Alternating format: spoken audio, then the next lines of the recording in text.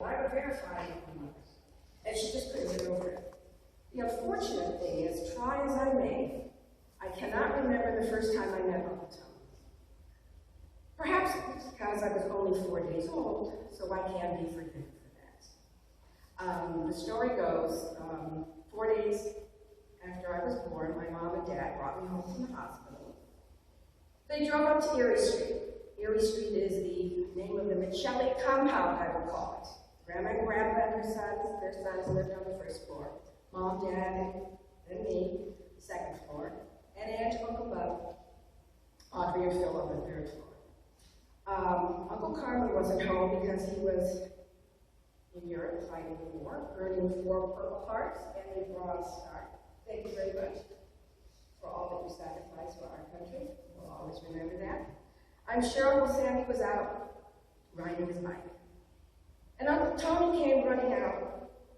Can I carry in the baby? Can I carry in the baby? And my mother presented him with me. He carried it up a few flights of stairs and put me down on the bed. Now, here he is, not quite 16, wanting to hold and carry a baby.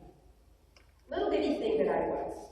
He had a very warm, endearing, soft heart. I've always remembered him that way. When I was 6, Mom, Dad, and I moved to California. And around that time, he came out of the service. And one day, he asked to spend the day with me. So at that time, I mean, we lived in these 4 apartment buildings. He lived in one of them. And in the middle was a swimming pool. I mean, that's a big thing in the 50s.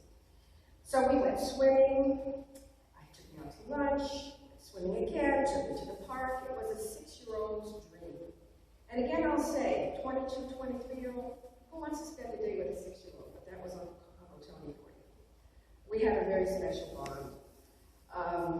I always thought of him as movie star handsome. Truly. I felt if you wanted to be an actor with having talent or not, they would bite them up from the movie studios because he was so handsome. Curly eyelashes. I mean, they were so curly they could stuck. Gorgeous. My mom and Aunt would die for those eyelashes. Broad shoulders.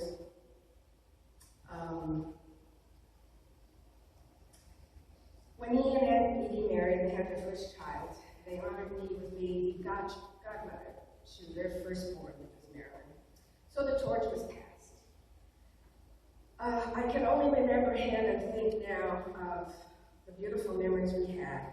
As he got older, he was a tease. Always had a twinkling eyes, always had a smile, and he would zing you. It was very funny.